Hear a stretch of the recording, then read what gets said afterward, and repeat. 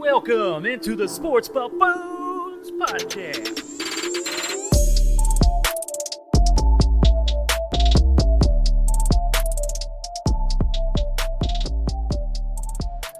Welcome on in, ladies and gentlemen, boys and girls out there in the world. We got the Sports Buffoons clan back at you out here, running the show here out of, what are we at? We're at Lenexa, Kansas, Tanner? Lenexa, Kansas. That's right.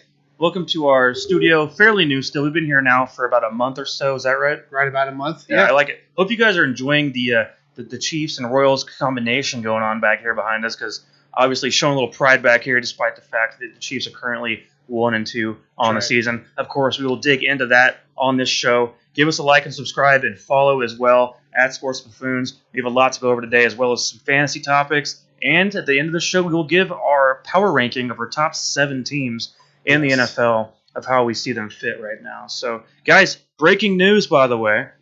Salvador Perez now has hit 48 home runs, tying the Royals home run record in one season. Isn't that cool? Two more. That's amazing. Two more. That's amazing. Two and more. I know we know some people are going to the next upcoming games. I'm going to go on Saturday. So I want to see him break that Royals record. Now, I don't know if, Ohtani might beat him in the end, but that's okay. I just want to see him beat the Royals record. Well, he's leading the league right now in home runs, right? He is, correct. So he's leading the league by 2 home runs, leading Vlad, who is second place with 46, Ohtani with 44. So we still got till October 3rd, guys, to play the ball. So, Sally could pull this out. Yeah, it's kind of crazy. So I'm used to Salvador Perez being one of those guys that kind of fades towards the end of the season. It's like he gets worn down normally. Like he starts off real hot, and then back into the year he's kind of slows down. But this year he's just been on fire really all year. Think about the past 3 or 4 years. He hasn't really played much baseball. He got hurt falling down the stairs beginning of the season, trying to catch a suitcase, tore his ACL out, hurt himself doing something else. So he's been out 2 full years. So essentially, he has a gift of 2 full years coming into this big contract where he's essentially fresh. This isn't body wear and tear now. This is more of hey, I haven't played ball the last 3 or 4 years. Let's go ahead and play and see what he does. And as a DH more often than we see normally. Correct. He's getting more rest on his body just from playing catcher in general. Yeah, and hopefully he's DHing more come next year and get some MJ Melendez up. One thing I want to point out about Salvi is when you look back at our World Series championship in 2015, Salvi's going to be the guy that gets the statue at Royal Stadium. Yeah. And so if he breaks the record, that's an automatic statue. I think he's going to get a statue anyway, but this will just be icing on the cake for Salvador Perez. If you guys had followed along here with the Sports Buffoons clan, we're on episode 81 right now. And there was that episode we did, I think it was 20, maybe 30 episodes ago, where I asked you guys, who's your favorite Royal of all time? Mine was Perez. I told you guys right then and there, Salvador Perez is my favorite Royal of all time. I got to live through, witness him. He was brought to the Royals in 2006 as a 16-year-old. And, the guy's just been an incredible part of the city, an incredible just person in general, and one of the most lovable athletes we've ever had in this town. So he's not a big butthole like Georgia Brett was. And everyone knew that Georgia Brett had some attitude problems and was not really friendly. But as great as a player he was, people loved him for that. Of course, as you can see here, over here on my right shoulder, we have our Georgia Brett poster. But correct, guys. Aside from that, so speaking of things that are memorable, and as far as all that goes, I do have a question for you guys before we roll into the rest of our Chiefs topics. But I'm curious to hear from you guys right now, though. What is your most memorable Chiefs game that you can think of that you've experienced? Not necessarily been there, but just that you've watched that stands out to you in your mind. What is the most memorable game? Still one of my favorite games was actually the one I went to. It was December. It was the Broncos game that Terry Poe threw the touchdown to Demetrius Harris in the end zone. I was actually up on the big screen as well for a tailgate, the tailgate deal. I got to be on the big screen. It was a great game to watch. We crushed the Broncos. It was a win. The weather was off as well. I think it was rainy then. It was kind of freezing rain as well. And we got hit with a big rainstorm right before we all went in, which it was just kind of a fun game and entertainment. From the tailgate perspective, being up on the jumbo screen to Terry Poe throwing a freaking touchdown. Yeah, to Demetrius Harris. Yeah, he caught the ball then too. Right. We don't see that often. No. Jason, what was yours? I got to go with a couple different ones, and I'm not going to go where you guys think I'm going to go here. But number one for me is my very first Chiefs game that I ever went to. I was 11 years old, December 4th, 1988. New York Jets at Kansas City, and the Chiefs won that game. And the reason why it was so memorable for me is because of my first one, only 11 years old. Second of all, the Chiefs won the game. And third of all, they were giving out all of these free posters of all the Chiefs players. And I went around and I stole all of these boxes of posters, and I still have them to this day. It was Duron Cherry and Stephon Page and Carlos Carson. And I have them all. They're probably worth about 5 cents each. But that was my first Chiefs experience in my life. And so that was my first one. Second one, I went to a random Matt Castle game when they played at home against the Buffalo Bills. Yeah. And I literally paid $17 for the ticket. I actually paid more for the parking that day than I paid for the ticket. And we all know what happened back in the Matt Castle days of the Chiefs. Good old era. You could hear a pin drop. Not when the Chiefs were on offense, when they were on defense. You could hear a pin drop in that stadium. And it was one of the most memorable games for me, because it was just like, wow, dude, we suck. Like, this is not how it's supposed to be. It was a low time. Yeah. Yeah, absolutely. I think it's hard for me to really pinpoint one game in particular. Just the last game that I missed live was 2011, so it has been about 10 years since I last missed a live game. But otherwise, even before then, I don't know how far back it had been since I missed a game. I've watched every game, throughout my life, basically. But, I would say one game I went to that kind of, for some reason, I thought was really cool.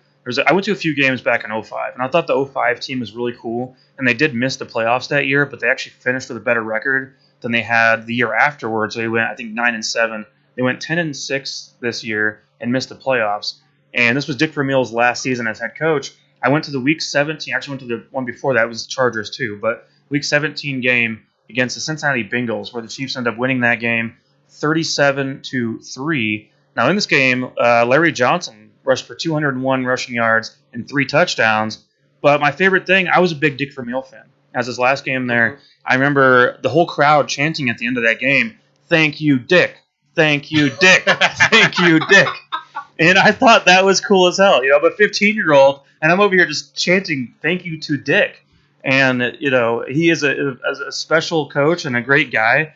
And that's very memorable to me. But otherwise, I would say in 2003, when Eddie Kennison caught the overtime touchdown pass against the Packers in Lambeau, I thought that was pretty cool. I thought that was a moment as a 13-year-old that stood out to me quite a bit. And now, of course, we're speaking aside from the Super Bowl. Now, obviously, guys, right? We're speaking of things in the past. We're not going with the obvious choices here. We're going with Chiefs history here. Correct. Those ones stand out to me just from the things I experienced anyway, as my childhood anyway. But yeah. Otherwise, like, something newer. I don't know. It's hard to even think about where to begin on that, because there's been so many amazing times and games. And even the Alex Smith era has some great games in it. Of course, the playoff game. When Nile Davis returned it right off the bat to open the game. Like, those games. The first playoff win in how many years had it been? 20? Yeah, and we had heartbreaker games, right? So the one that, Jason came at halftime and we were up to the Colts, 31-0, and Jason showed up to watch it with us, and we ended up losing.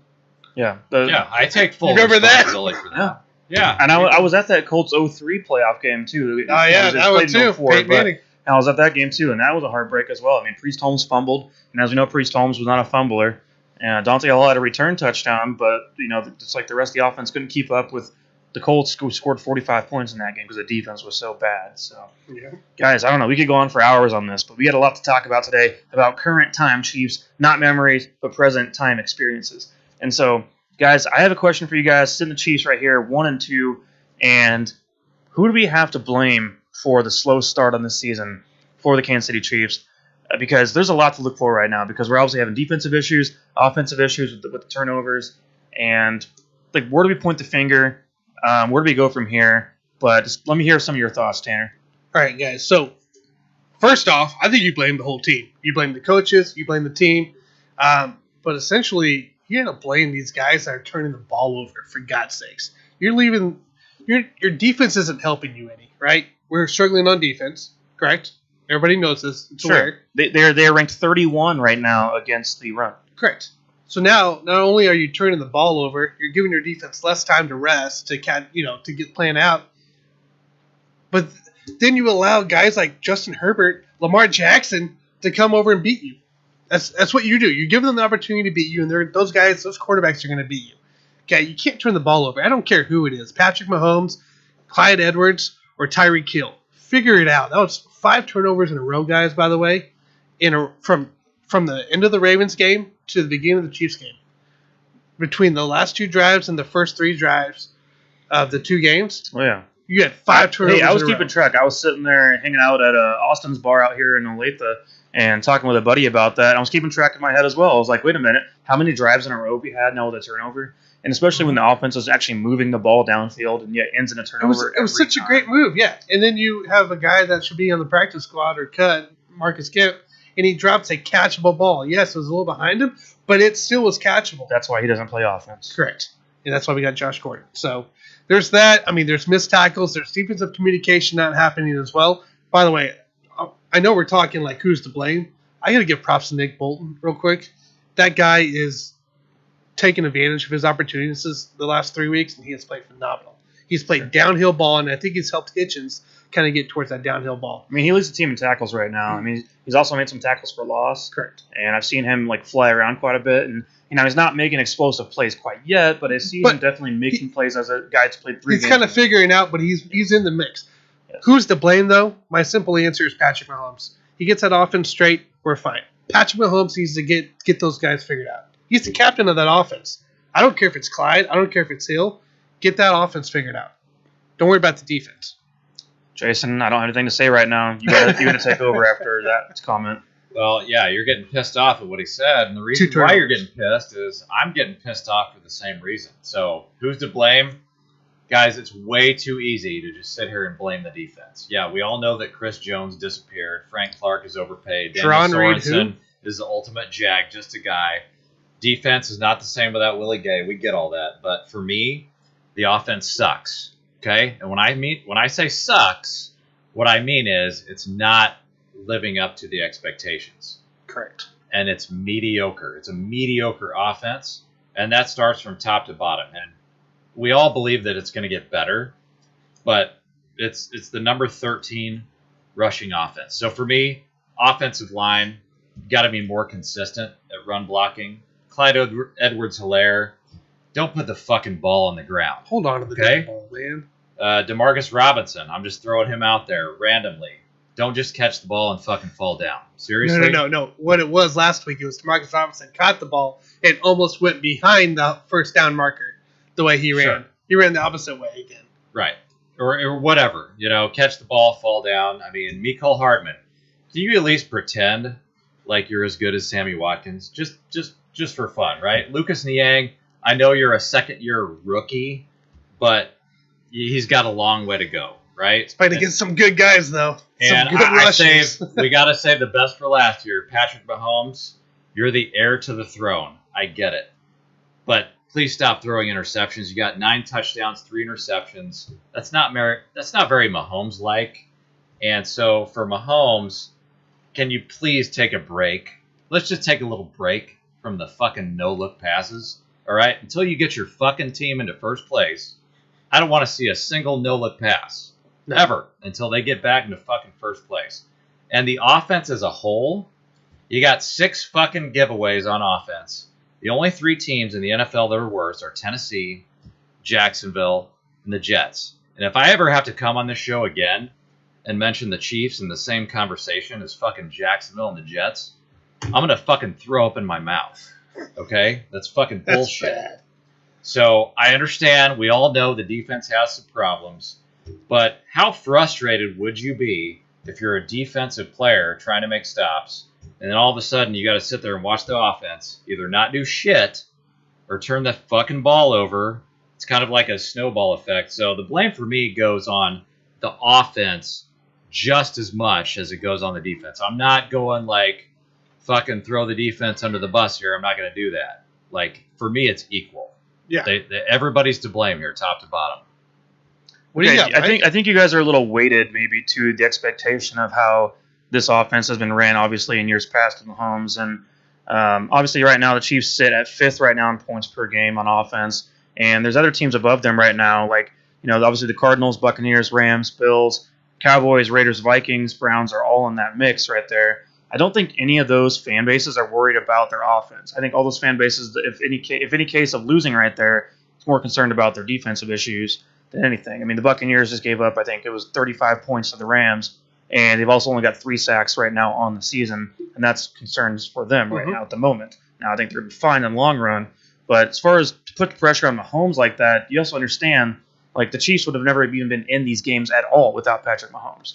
So, I mean, to put that in perspective, I mean, if you put Alex Smith in that position with 2 fumbles, all in one game right there, those drives that they had at the beginning of the game against the Chargers, that game's a blowout. That game's not even close. The Chargers go in there and destroy the Chiefs. That's fair. Patrick Mahomes gives the Chiefs even an inkling of a chance every single game he plays in, and so that's one of those things where you got to look at the whole idea of how these things are ran and just to understand perspective of these things, because I mean, we're talking about trying to make these things even, like they're all equal to blame when the run defense is ranked 31st in the league. And then also, I mean, the pass defense is bottom 10 in the league and 32nd in points allowed.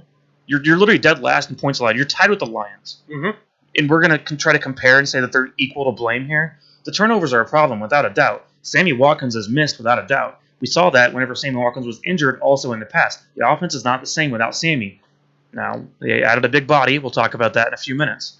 But the thing is, obviously the offense cannot be a one-trick pony with only having Tyreek Hill as the only viable receiving option. Demarcus Robinson is average at best. I mean, he's got issues for sure. He'll catch a pass and run backwards 4 yards. That pisses me the fuck off every time he does that. Guy drives me nuts.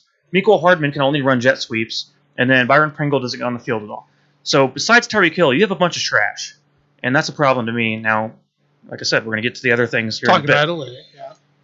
But first and foremost, I want to say the defense is a major issue right now. The defensive line is not getting enough pressure on their own without blitzing.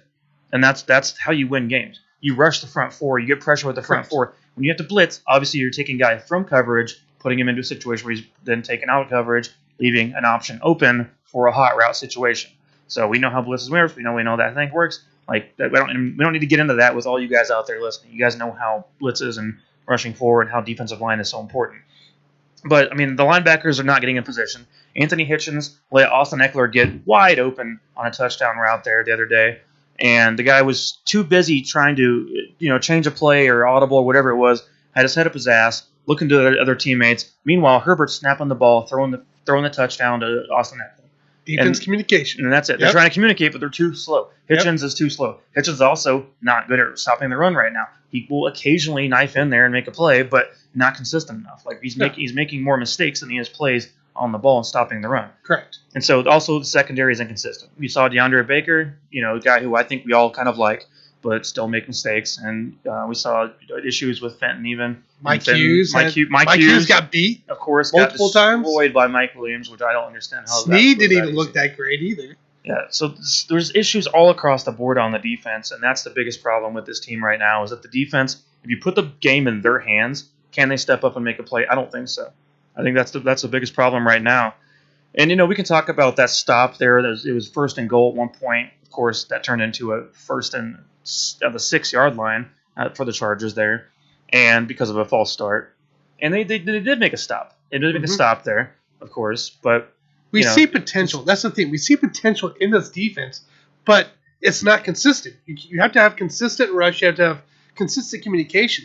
You see some of these teams that are top D, such as Carolina, and those guys seem to be spot on. They know exactly what's going on, and that's why they lead it in sacks. That's why they're leading the league in run defense. Right, and something Spagnuolo even brought up this week was actually how the fact he thinks that he looks at this team sometimes, and his quote was that sometimes he feels like we're pretty far away. And what he means by that is that we're pretty far away from getting it all together. Like, this team is not cohesive yet on defense, and there's miscommunication right now going on. And I don't mean in a vaccine sense. I mean in a fact of a football world of miscommunication. And so, you know what I mean? So I just think that's the thing where the teams can take some time to gel. I think that it's going to take time, and I think overall it's going to get there. Keep in mind, guys, 2019 when the Chiefs won the Super Bowl, that defense was not very good either in the beginning of the year. It took them the back half of the season to really get it all together, and that playoff run to really play like a top 5 defense to win the Super Bowl in the end of that whole playoff run. Mm-hmm. And, it's okay to not be 100% right now on point, because these teams right now we're looking at that do have the best defenses, not necessarily going to be the best defense here in 15 weeks. No. So something to keep in mind. Obviously, there's issues. It's frustrating to see because Chris Jones, that defensive end, is not working out yet. I want to see more from him without a doubt. They've actually had discussions in the team locker room about moving him back inside more often. But then again, who then replaces him at the end if guys like Frank Clark are constantly out with different issues? Are you going to have a Clark Okafor, a Clark Dana, you know what I mean? Or Kano at worst? Sure. Kano, as we know, is probably not ready for all that. That'd be kind of rough.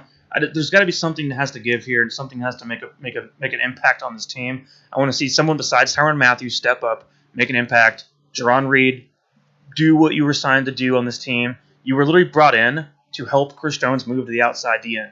Without Jerron Reed, Chris Jones is still literally playing D tackle every play again. Yeah. And Jerron Reed has done nothing. He's still the only one getting double, triple teamed, while everybody else is one-on-one. There's no push, no pressure whatsoever from the front four. So, guys, anyways, that's kind of my rant right now. That's my response to both of what you said there. So, but, I mean, here's the thing, guys. We already know there's issues with this team, but I want to know your thoughts on the keys to get back on track, because the Chiefs have the Eagles coming up, and the Eagles are also sitting at 1-2 right now. And the Eagles are, a team that's frustrated. Jalen Hurts talked about throwing away a big turd against the Cowboys, and they did not look good at all on Monday Night Football. And so, that's fine. That team also does have some talent. I mean, Hurts is going to be a good athlete, quarterback who can scramble around, make plays with his feet as well as his arm. Devontae Smith is a Heisman Trophy winner. Miles Sanders is a viable running back. Their defense is okay, stopping the run. They got some good D tackles in there.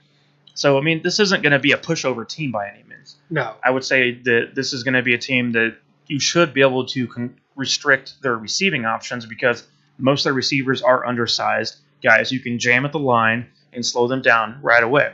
So that's what I'm looking forward to the most.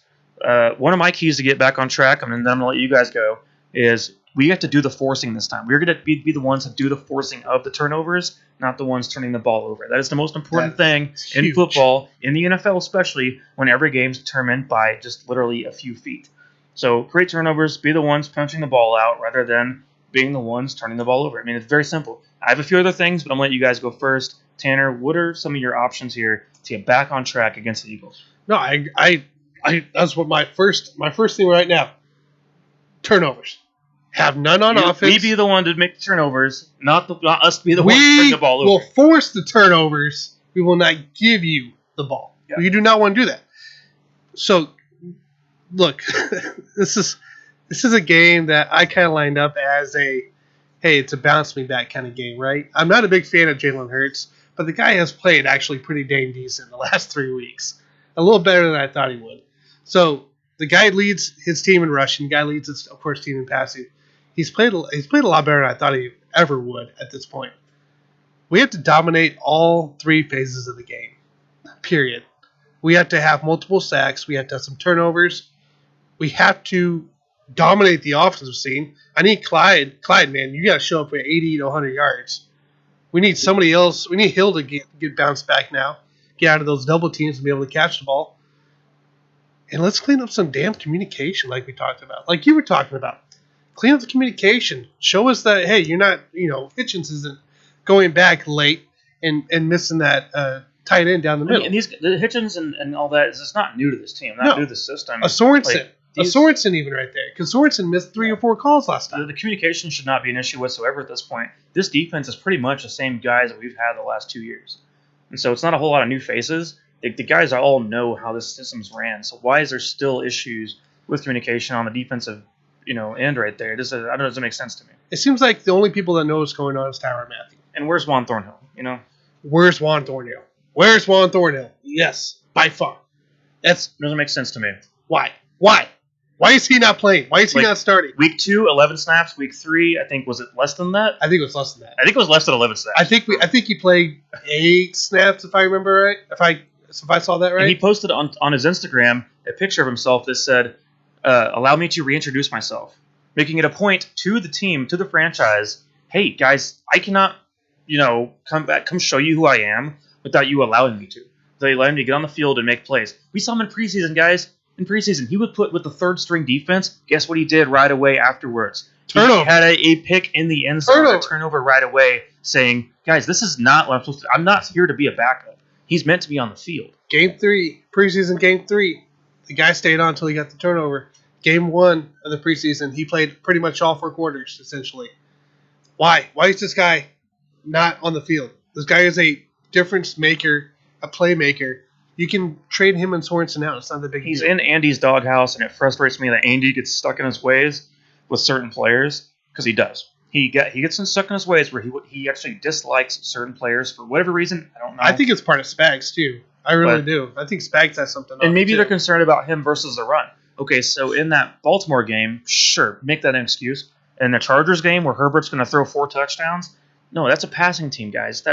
So at that point, that whole maybe he's not good against the run thing thrown out the window. We're not concerned about that anymore. He was benched against the run team, benched against the throwing team. Yeah. So it doesn't matter. He's just not playing, and that's irritating. So we got Lamar Jackson 2.0 or 3.0, however you want to call him. He's somewhere in that 0.0 range, right? Hurts. He leads his team in rushing, right?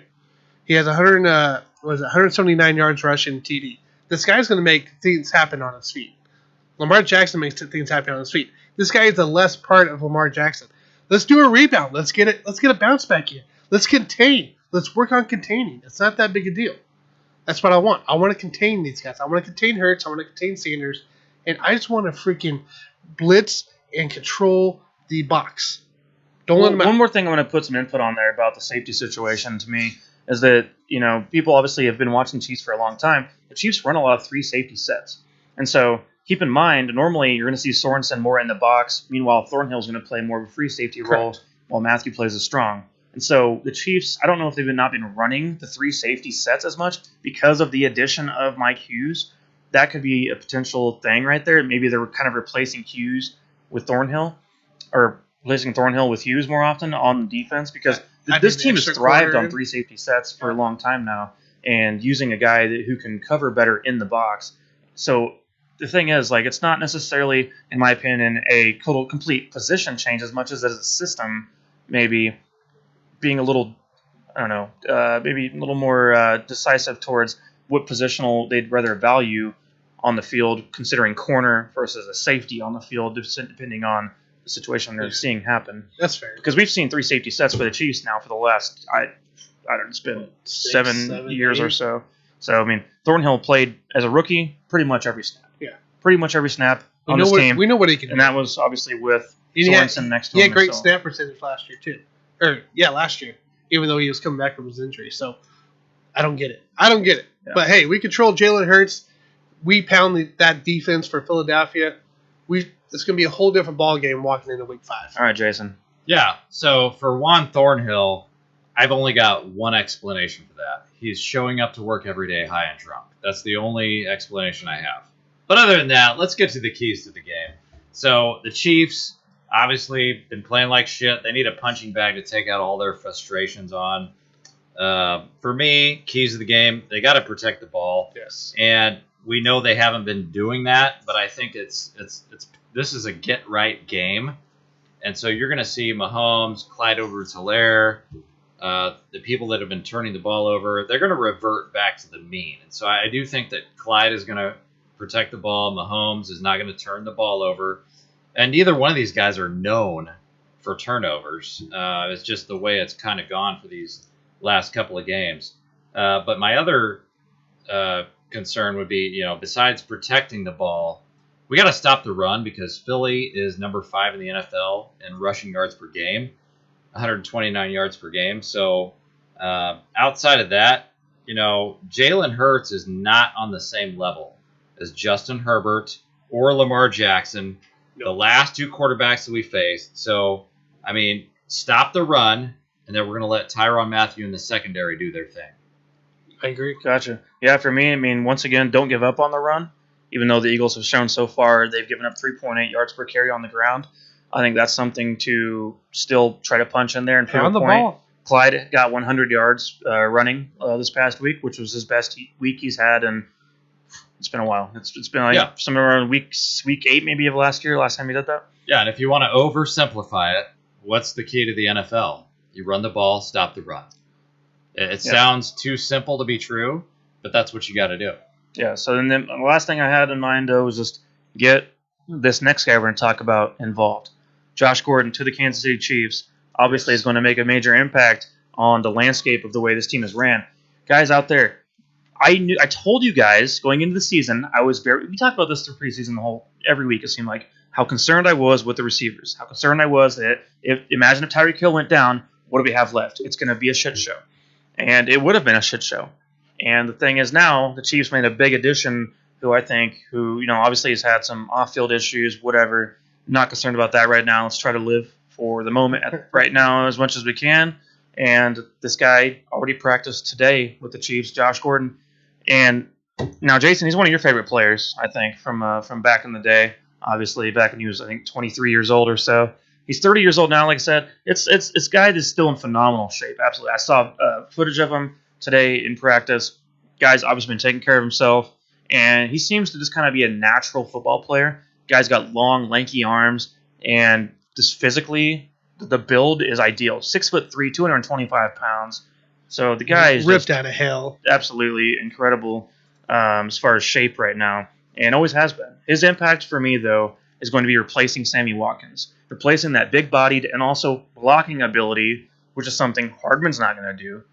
Robinson's a little prissy ass. I mean, you might get Pringle to block because Pringle's a pretty damn good football player overall, but he's not on the field enough to be a blocker. You saw the last game a lot more Jody Fortson out there because you need somebody else to block out there, and you had to keep him in the passing game. Yeah, and I like Fortson quite a bit. Fortson's going to be an impact player on this team over time, I think.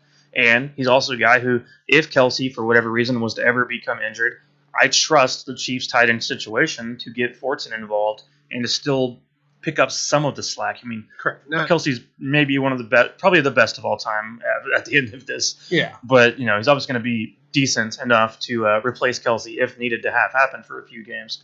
But, that's the thing. Is this adds depth to this team. This adds a big body. Patrick Mahomes was talking today with the media about Josh Gordon's impact on the team and talking about how, even if the guy's covered, he's actually still open. He is. I mean, it doesn't really matter if there's a corner on him or not. He's going to use that physical body to make a play on the ball. And that's what the Chiefs need because the other receivers they have, no one can offer that. Mecole Hardman's not going to offer that. Even Tyreek Hill is not going to necessarily offer that just because of his stature.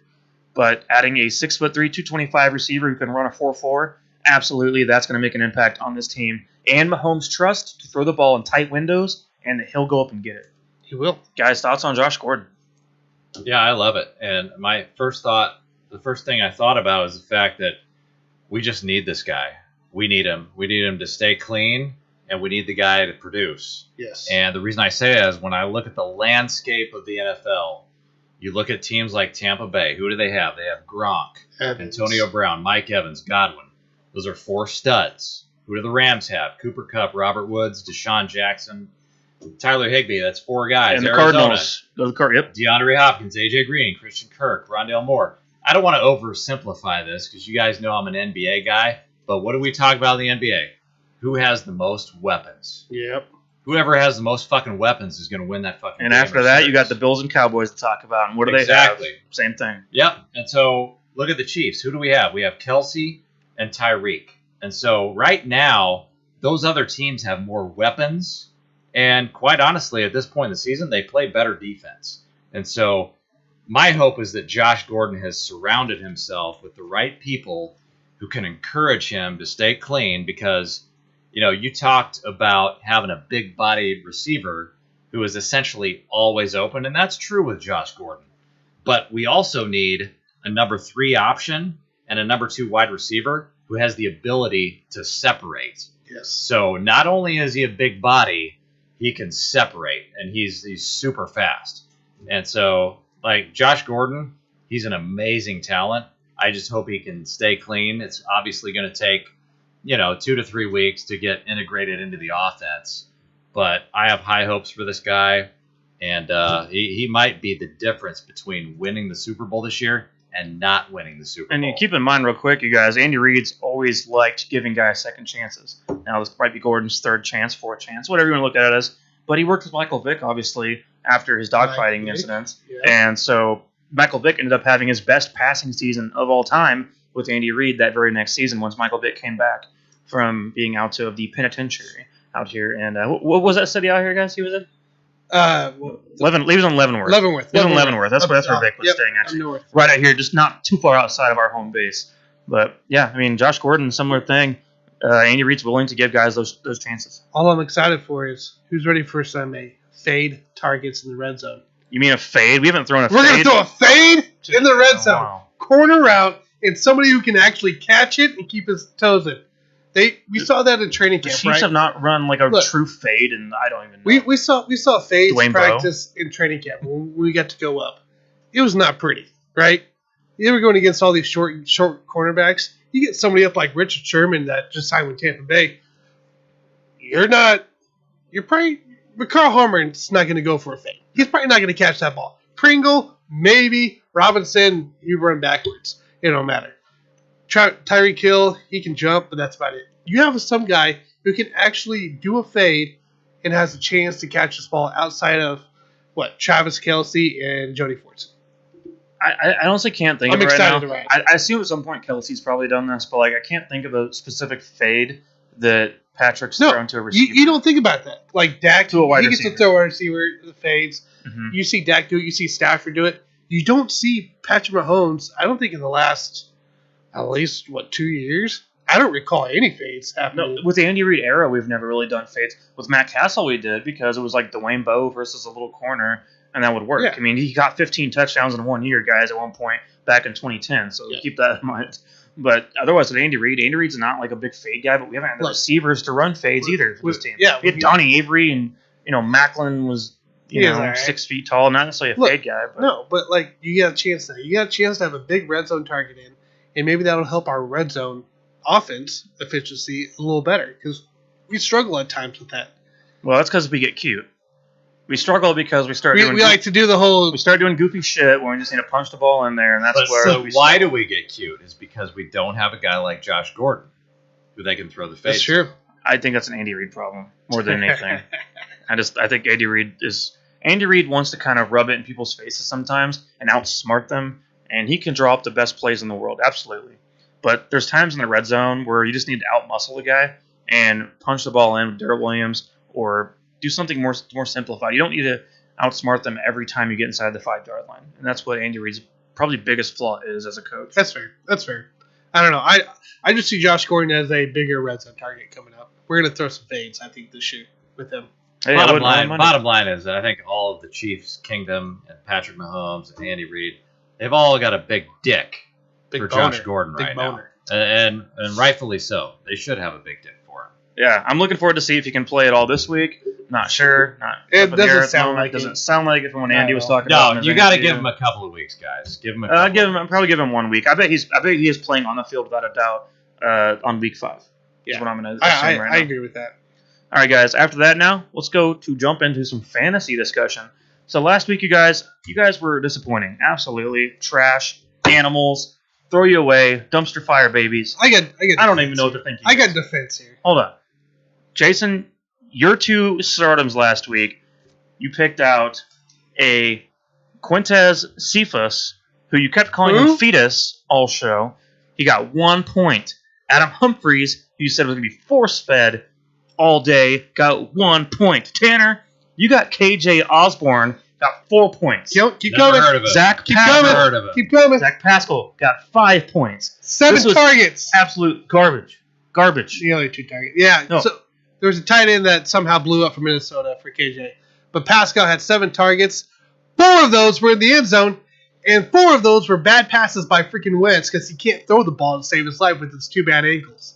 Okay? There was points on the board for Pascal 4 different times. All right. Well, that's bullshit. What I really want to know is, did I really call? What sucks? Did I really say fetus? You said fetus about 10 times last week.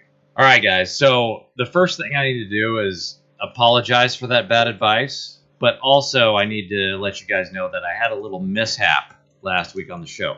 Now, I'm not going to tell you what that mishap is, but I am going to say it's not going to happen again, and you can confidently trust me from here on out for your fantasy advice. I'm here for you guys. Well, my point, you guys, is we're not doing stardoms this week. We're doing situms because obviously that didn't work out very well. So Quintez Fetus was your number one sleeper of the week, it seems like. And then Tyler Heineken throwing. And then Tyler Heineken was going to throw to Humphreys all day. So he was going to force feed his ass. That's what we were told. Hey, and I can only tell you what should happen. I'm not going to tell you what will happen. I'll say this. If you had Heinekens instead of Imperial Stouts, then you probably would have been more correct on our predictions. So that's good.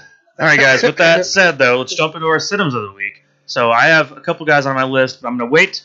I want to hear from Jason first on your situms of the week. Well, you should go to me first. I got a shitload. So that my first. I just did two. What are you talking about? I got a shitload of them. So go for it. The first thing that you're going to want to do is you're going to want to sit all Baltimore Ravens running backs because they're running back by committee. So I don't give a shit if you have Tyson Williams or Latavius Murray.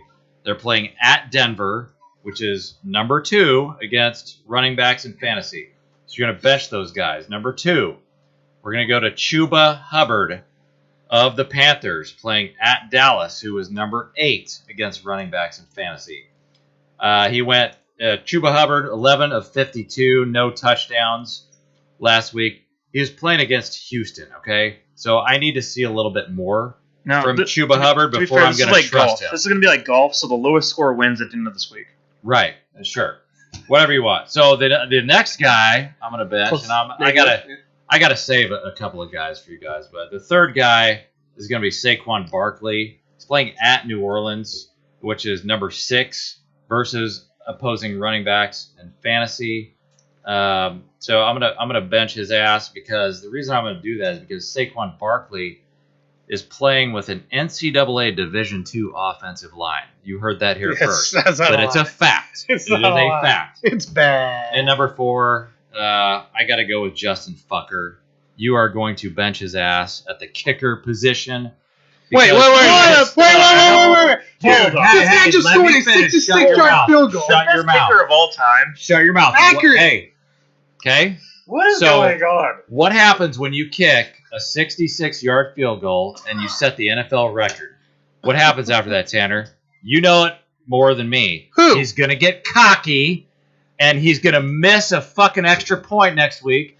He's going to miss a fucking field goal because he just broke the record. He's going to go out and get drunk and not give a shit about the next game. Oh, my God. You mark my fucking word, it's going to happen. Okay?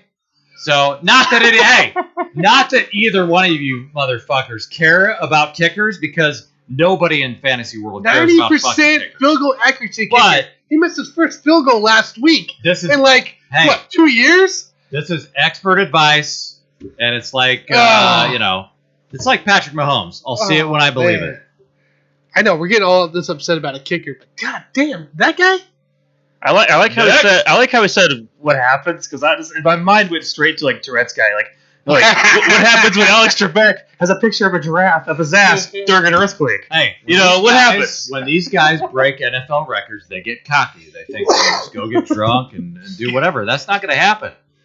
Justin Fucker is going to miss an extra point. I promise you. Now I know we're buffoons here, but I mean, that's a big take. I'm holding you accountable on that one.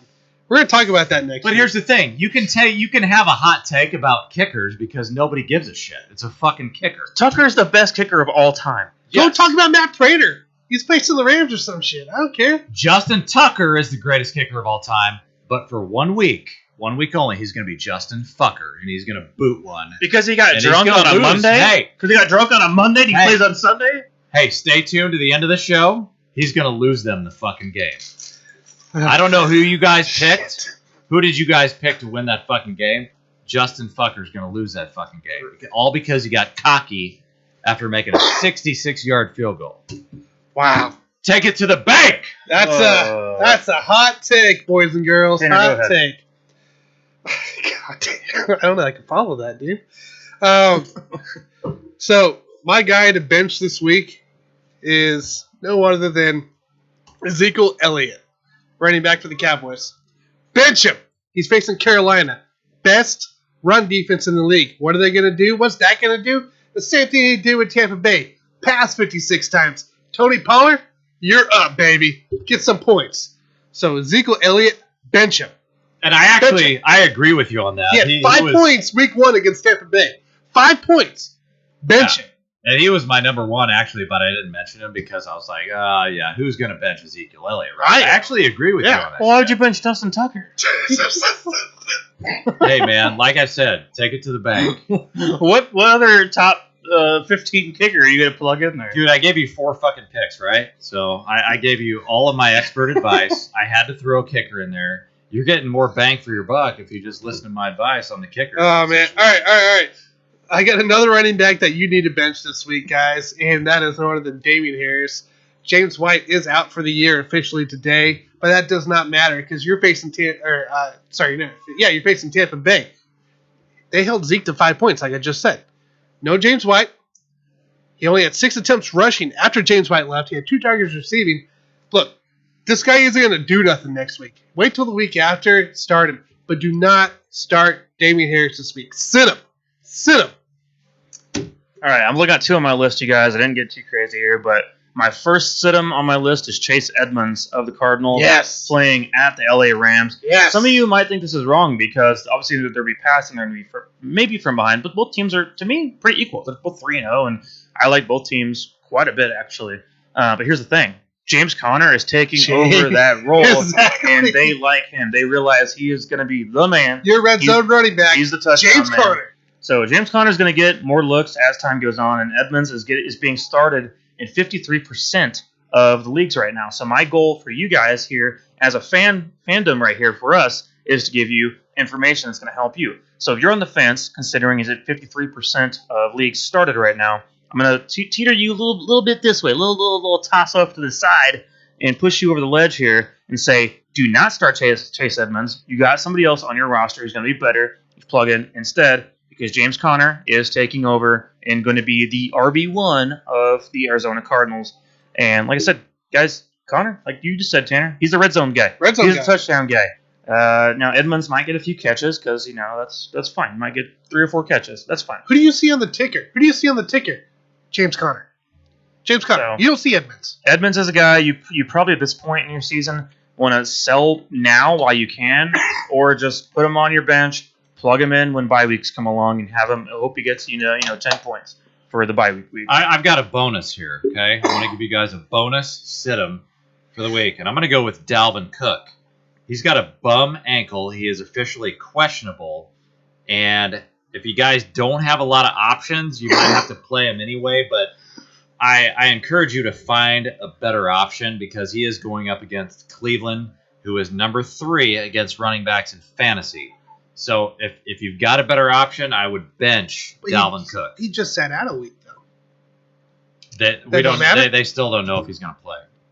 Sure. All right, so if you play, as you say, don't play him, do the injury. Don't play. If you have another that's option, go Madison. Okay, that's fair. If you play and put the injuries on, then I would just right. I agree with that. Okay. I have one more, you guys. It's probably a little surprising for you, but Cole Beasley is on my list of do not play this week. He's a sit-em for me. The Bills are going to get up quickly on the Texans is my thought process here.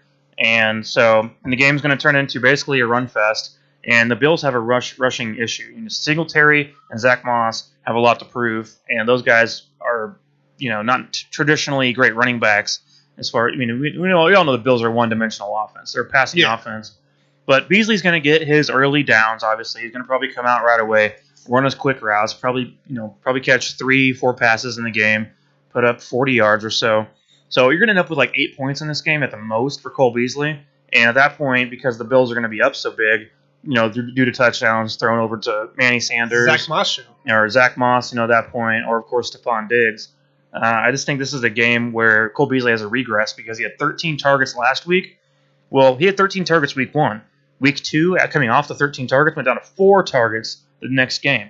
So think about that. He went from 13 to 4, now 13 again. I'm calling 4 again for week 4 for Cole Beasley. So I think you have better options on your roster if you're a fantasy owner out there of Cole Beasley. And he's not a touchdown guy either. Keep that in mind. Correct. Now, I find that you're lucky to get 4 touchdowns out of him. I find that interesting that you're going with a sit-em of Cole Beasley, who is an unvaccinated player. I find that very interesting. So is there something to that, Mike?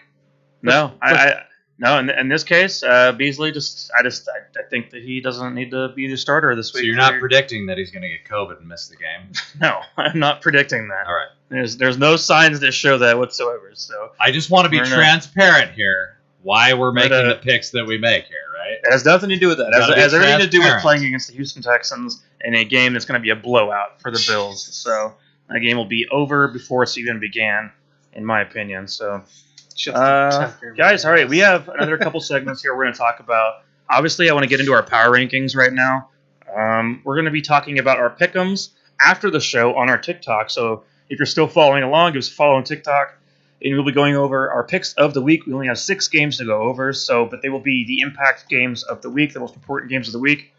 And Jason probably will tell you his thoughts on the money line. Easy money bet of the week. Easy money bet of the week. So check it out on TikTok, guys. But, guys, here we go. We got 10 minutes left. Let's talk about the power rankings. We have 1 through 7. We're all going to top 7 here. And so, for me, I want to start from bottom to top. So, if that works for you guys, we can do it that way. Start from 7 and go up from there. So, we're kind of going to rotate, just discuss our thoughts here. You want me to go like number 7? Let's go round table real quick. So, number 7, you go quick. What? Number 7, Baltimore Ravens. I have Raiders. What do you have? Number 7, LA Chargers. So we all have different teams at number 7 right now. What is your reasoning for having the Chargers at 7?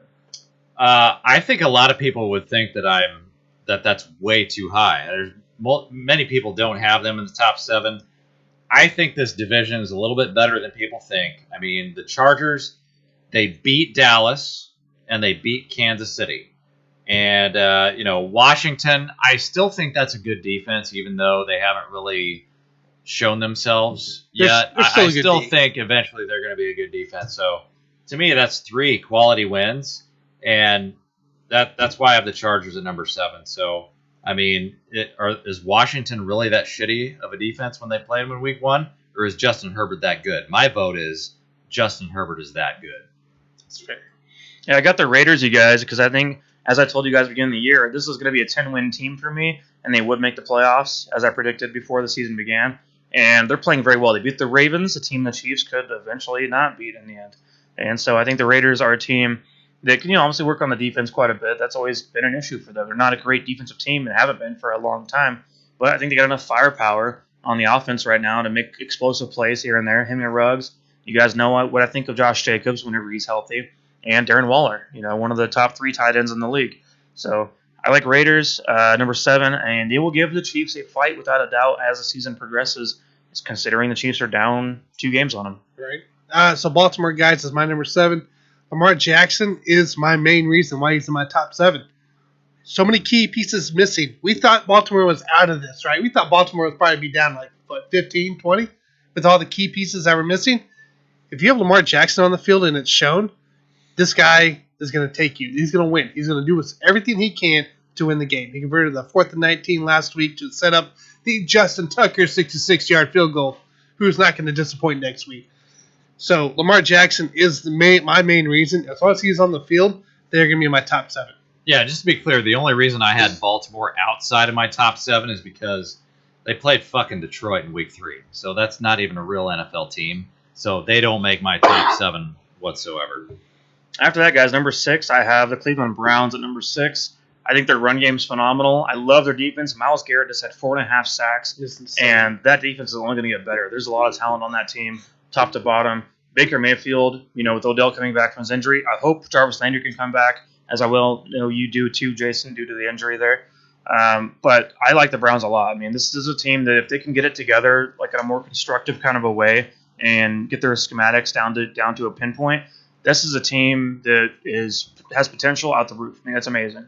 Yeah, my thing with Cleveland is that they beat Houston and Chicago, so I'm not going to give them credit for those 2 wins, and that's why I have them outside of my top 7. But number 6, I have the Las Vegas Raiders. And the reason I have them at number 6 is because they beat Baltimore and Miami. I think those are 2 quality wins. Now, we all know that Pittsburgh is a shitty-ass team this year. But anytime you go on the road at Pittsburgh, I'm going to give them full credit for that. Derek Carr, number 1 in the NFL in passing yards at 1,203. And they beat the Chiefs last year. And I know I disagree with you guys on this, but I do believe that John Gruden is a heck of a coach. Oh, yeah. Maybe not the GOAT, but he's a pretty good coach, and I think he's gonna, now that he's had a few years in the Raiders. I mean, Out of his 10 years. Yeah, I mean he's got a 10-year contract, but he's had some time, and now I think this is the year to make it happen. All right. So my number 6, guys, Buffalo Bills. Number 6, Josh Allen is heating up. Of course, we saw the Bills kind of tank the first week, kind of like just a preseason warm up with Pittsburgh, but Zach Moss is starting to come alive, take over the carries from Darren Singletary. The defense is actually looking pretty damn good, and they're going to dominate their division alone. So I like the Bills at 6 here. I think I want to still see more from that offense, that defense, but 6 is the Bills. All right, so after that, we got number 5. I have the Bills right after you, Tanner, so I'm going to go ahead and say Bills here at number 5. Now, keep in mind, they are the second best points per game allowed defense in the league right now. 44 points allowed so far to the season, and 94 points forced. That's a difference of, what would that be, 50, plus 50 on the point differential, which is something that I look for and is very important to me when looking at games between whether MLB, NFL, NHL, whatever it may be. Across all sports, point differential does matter, and it shows your dominance of other teams. So for me, the Bills are a team that will compete with the Chiefs without a doubt in the playoffs once again. Josh Allen looks great, of course. The Diggs. Beasley is getting open. I mean, the guy's phenomenal. And Manny Sanders has maybe revived himself with a great quarterback and coming back even though he's getting older. He had a couple good plays last week. He had a touchdown, of course. Yeah. So I like Manny Sanders as well. I think the Bills are a good team. Number 5. I've got the Kansas City Chiefs, guys. And I know I shouldn't do this because they piss me the fuck off, and I'm sure they're pissing you off right now, but we know their identity. They've got something to prove, but honestly, would you ever put the Chiefs outside the top 5? No, you wouldn't. So the upcoming schedule isn't bad if they can just handle their business in Week 5 when they host Buffalo. The rest of that schedule in the next 4 or 5 weeks or so is not that bad. So I got the Chiefs at 5. Gotcha. My fifth team here is Dallas Cowboys. Everybody, they are way better than I thought they would be at this point. I didn't think. I thought Dak would struggle a little bit. I picked him to win the NFC. You did. East. I picked them to win the NFC East too. Okay. But I didn't expect him to be so dominant with the receivers right away. Now Zeke has kind of been a struggle, but Pollard's come alive a lot. Pollard is legit. Oh my, he's looking good. I don't know what happened. He was just originally Zeke's backup. Yeah, he was the guy you would throw out to the flat and let him go, or he's do turned whatever. into he could start. He goes up the middle and everything now, and it's crazy. He does look faster this year. Defense isn't looking bad. I love the fact that it's possibly turned into a dual backfield that back there with Zeke and Pollard. If that happens, that's a dangerous backfield. So Dallas is 5 for me. All right, guys, number 4. I'm looking at the Chiefs at number 4 right now because how can I put the Chiefs in the top 3 when they have one of the worst, if not the worst, defense in the league 3 weeks in?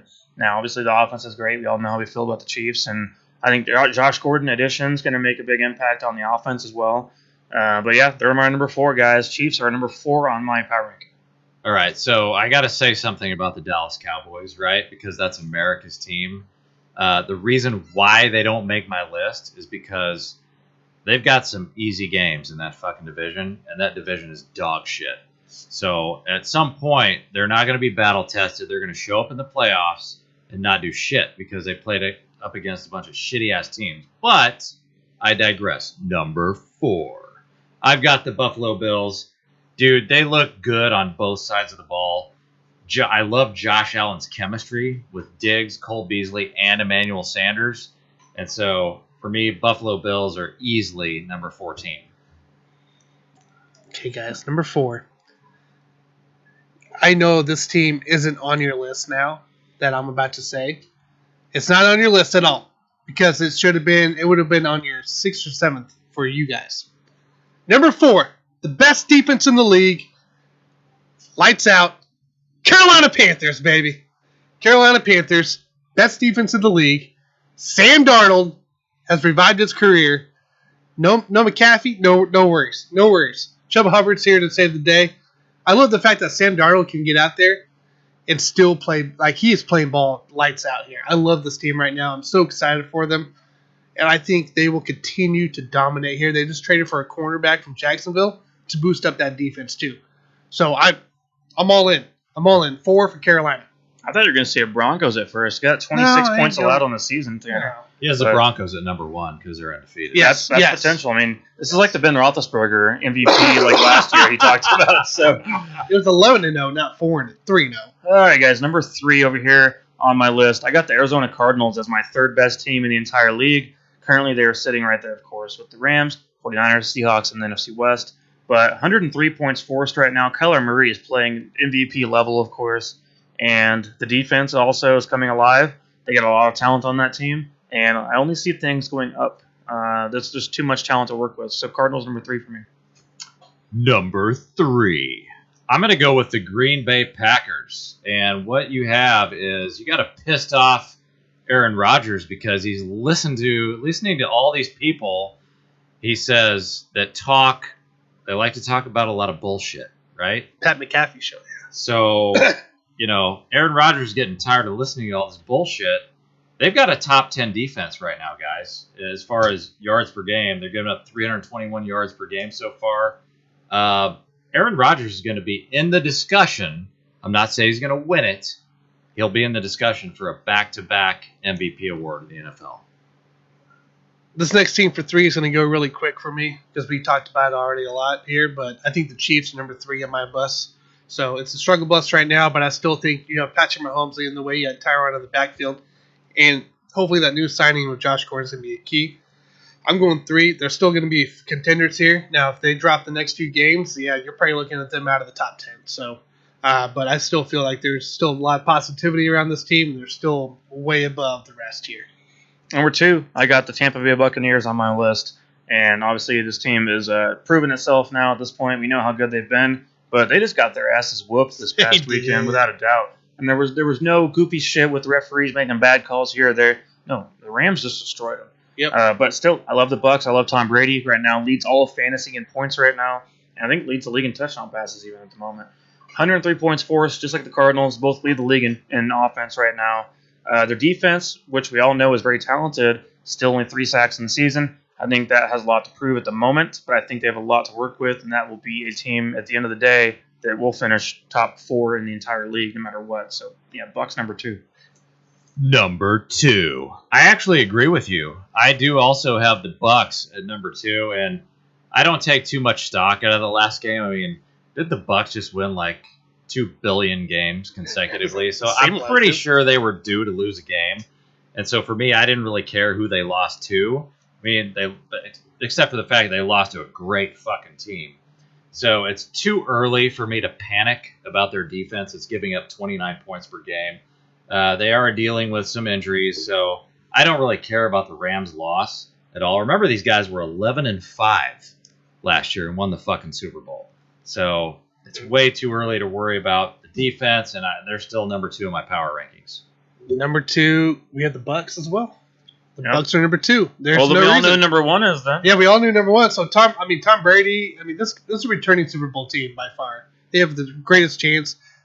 Last year they started the defense off late as well, and they're probably going to do the same thing. Right? The defense will start late, but they'll come right in time when it needs to hit. So I'm not worried about this. Well, Jason, do you think that, considering you think that guys like Tom Brady and Russell Wilson throw football games, do you think Brady lost on purpose to the Rams to motivate him for the playoffs? That game? To motivate him for the playoffs? Here's the thing about Brady, okay? I'm not going to say that he threw that game, but at the same time, when you're the GOAT and you know how these things tend to flow, you're due for a loss. And at some point, you're just going to be like, okay, my team's not going to fucking show up today. So around about midway, third quarter, I'm just going to do my job, and then we're going to get the fuck out of here because I know I'm going to fucking lose because the rest of my team didn't fucking show up to play. The NFC Championship game, he's going to be motivated now that he threw that. Oh, yeah, dude. Who cares about that regular season game? When it comes to playoffs, he will turn it on. Yeah. He doesn't care about regular season games. Yeah, I'm not going to go with throwing, okay? Tom Brady does not throw games. However, Russell Wilson does throw games. And I still stick by my opinion that he threw that game last week. which I predicted for you guys. You should have taken that bet to the bank. That's like free money. When JG tells you that an NFL player, is going to throw a game, you got to take that shit to the bank and, be laughing all the way to the bank. When JG tells you Tom Brady and Russell Wilson throw games. Are we doing number one yet, or what the hell's going on? All I can say for number one, you guys, is that we have the best combination with the addition of Matthew Stafford of offense and defense combined. Look, we don't need to go over the names, guys. It doesn't matter who's on it. It's the best combination of great offense with best defense, and they mesh well together, and they proved it against the Buccaneers. With the addition of Matt Stafford, this team is looking very solid. So, yeah, without a doubt, number one, Rams. Nobody misses the Lions. Nobody. Stafford does not miss the Lions at all. Oh, no. He wishes it never happened. Yeah. Number one. I haven't mentioned the Arizona Cardinals yet. So they got to be my number one, right? No. I'm going with the LA Rams. They got coaching and a roster, good enough coaching and a roster to be elite on both sides of the ball. And right now, if the vote was going to be today, Matthew Stafford is the MVP. So, yep, give me the Rams. It's Rams. Better luck next time, you Cardinals fans. It's Rams, guys. Number one is Rams. I got nothing else to say about it. All right, you guys. Give us a follow on TikTok so we can wrap up with our pick'ems of the week. We got 6 games to go down the list of. We will be on there. And, also give us a like and subscribe as well to the YouTube channel here. So, Thank you for sticking around. And we have many more hot takes to come. Jason is full of them tonight. He is a hot take machine. So, hang on, guys. I just got an update on Salvi here. Oh, wait. He has a right ankle sprain, pretty severe. He is going to be done for the season. No way. Are you serious? From an inside source here, it is not looking good on his injury. Kirk Gibson. It's going to be a Kirk Gibson home run. What we're looking at 48, possibly being the final. Tape that shit up, dude. Tape inside that source. Up and get inside source. We start the show with Salvi. We end the show with Salvi. He's not done. He's not done. I had to throw that out there. I have an inside source that says possibly we are looking at no more Salvi the rest of the year. Don't believe it, guys. Right. Don't believe it. He's full of shit. Don't believe it for 1 second. He was right about a lot of stuff. So. All right, guys. Any final thoughts besides that? Because that's the pressing news. No, hey, give us a like, subscribe, follow, download, whatever. Tweet us, follow us on TikTok because we got more content coming in. I will see you all on the next one. JG Baller out. See you guys.